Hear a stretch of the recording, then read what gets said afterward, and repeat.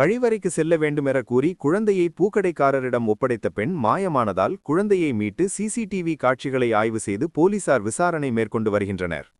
தேனி புதிய பேருந்து நிலையம் பகுதியில் கைக்குழந்தையுடன் வந்த பெண் ஒருவர் பேருந்து நிலையத்தில் உள்ள பூக்கடைக்கு சென்றுள்ளார். அங்கு பூ விற்பனை செய்து கொண்டிருந்த பெண்ணிடம் தான் கழிவறைக்கு செல்ல வேண்டியிருப்பதால் தனது குழந்தையை சிறிது நேரம் பார்த்து கொள்ளுமாறு கூறி குழந்தையை ஒப்படைத்துவிட்டு சென்றுள்ளார். ஆனால் நீண்ட நேரம் கடந்தும் அந்த பெண் திரும்பி வராததால் சந்தேகமடைந்த பூக்கடை பெண் தேனி காவல் நிலையத்தில் புகார் அளித்துள்ளார். இதனையடுத்து சம்பவ இடத்திற்கு வந்த தேனி காவல்துறையினர் பூக்கடை பெண்ணிடம் விசாரணை மேற்கொண்டனர். திண்டுக்கல்லிலிருந்து வருவதாக கூறிய அந்த பெண் கழிவறைக்கு செல்ல வேண்டிய காரணத்தால் குழந்தையை சிறிது நேரம் பார்த்து கொள்ளுமாறு கேட்டதாகவும் பின்னர் நீண்ட நேரமாகியும் அவர் வரவில்லை எனவும் புகாரில் தெரிவிக்கப்பட்டுள்ளது.